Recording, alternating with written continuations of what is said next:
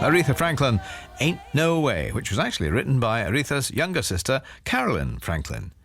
Madeleine met and worked with all the stars when she came to the UK from America in the 60s, and she became firm friends with Mary O'Brien, who we know better as Dusty Springfield, which might be part of the reason Madeleine ended up singing backing vocals on this, In the Middle of Nowhere.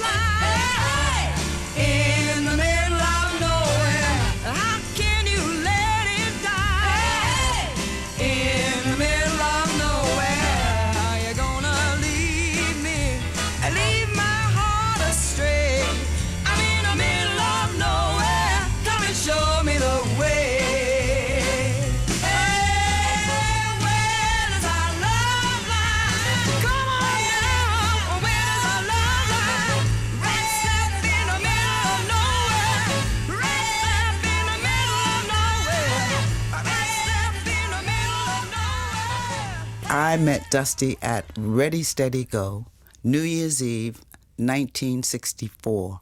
And she came over to me and said, "You're that singer I heard about, aren't you? Do you do sessions?" And because I was so hungry, I said, yeah. And I do believe that this was the first track that I sang on, Middle of Nowhere. And myself, Leslie Duncan, possibly Kiki D, and Doris Troy, I'm not sure. But we were all there, you know, and I'm thankful to Dusty because I wouldn't be here now if it wasn't for her, because she actually gave me my first opportunity.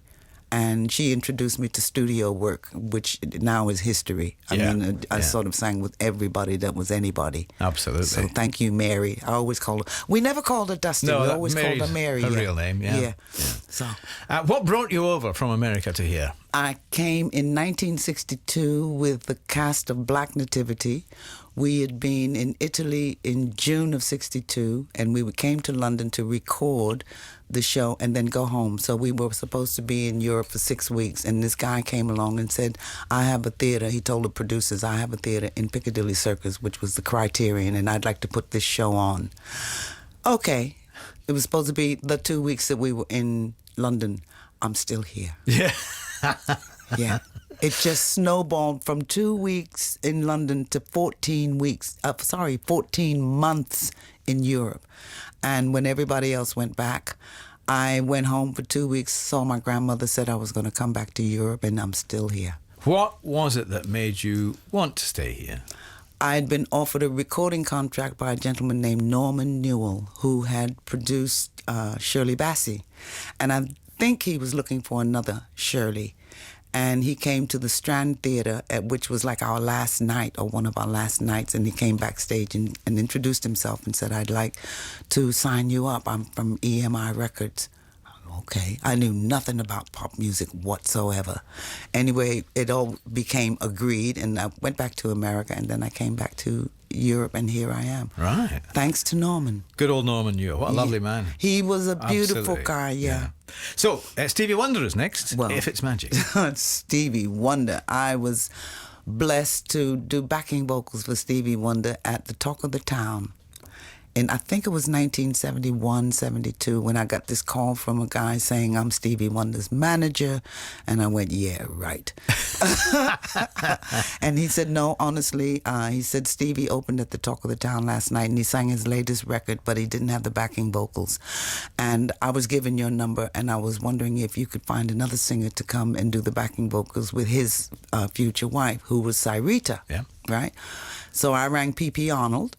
And the two of us met up at the Royal Garden Hotel and were taken up to Stevie's suite. So that was the first time I actually met Stevie one-on-one, which was amazing. He was still a kid because he was still in his 20s, early 20s. And we only had to sing one song, and that was Signed, Sealed, Delivered. Me, Pat Arnold, or P.P. Arnold, and Cyrita Wright were the backing vocalists. I'm a Stevie Wonder fan. I always have a Stevie Wonder song in my set, no matter where I am on the planet. And I've been blessed as well to do concerts with the Jazz Orchestra from Amsterdam, Concertgebouw. And we promoted the film Ray. And then we would do concerts of just Ray Charles's music. And then we added on to it, the second half would be Stevie Wonder. So now we've got the sort of monopoly on Ray Charles and Stevie Wonder. If it's magic,